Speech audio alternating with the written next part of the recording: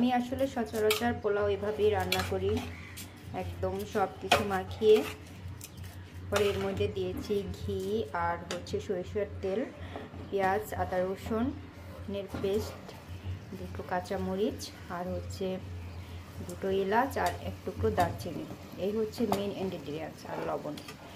তো এবার আমি প্রথমে এটাকে একটু ভেজে নিব, কিশমিশও আছে, ভেজে নিয়ে দেন হচ্ছে পানি দিব ওকে। আর এবার আমি হচ্ছে গরুর মাংসটাকে কষিয়ে নিচ্ছি। প্রথমত কষিয়ে নিই আমি, পরে হচ্ছে আটকে রান্না করি।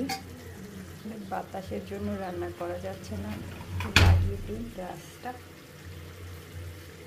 আলুটা অ্যাড করে দিচ্ছি।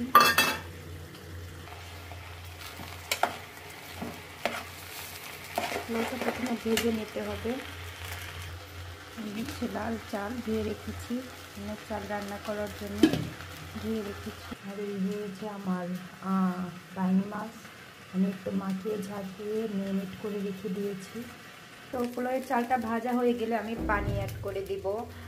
এখানে হচ্ছে ছোট্ট একটা টিপস দিয়ে দিই, যতটুকু চাল নেবেন তার ডাবল পানি দিবেন। তো হচ্ছে আমি মাংসটাকে ভালোভাবে কষিয়ে নিলাম। এখন হচ্ছে পানি দিয়ে দিব। এখানে অ্যাড করে দিচ্ছি কিছুটা গরম পানি। এবার এটাকে ঢেকে 15-20 মিনিট রান্না করলেই হবে। তো কমপ্লিট। এবার আমি ওয়েট করব। আমি চুলোর নিচে আর একটা পাতিল বসিয়ে দিয়েছি। আসলে সিলিন্ডারের গ্যাস অনেক বেশি তাপ, পোলাওটা পুড়ে যাবে, তাই আসলে এভাবে দিয়েছি। আমার পোলাওটা অলমোস্ট ডান। এখন ঢেকে কিছু টাইম রেখে দিলেই হবে। তো হচ্ছে আমাদের বাসার নিচে বিয়ে হচ্ছে, সারা রাত ঢোল তবলার আওয়াজ। গায়ে হলুদ ছিল মেবি এখানে। তো আজকে ফ্রাইডে, হয়তো বা আজকে বিয়ে, এটাই সম্ভাবনা। বাইরের আবহাওয়া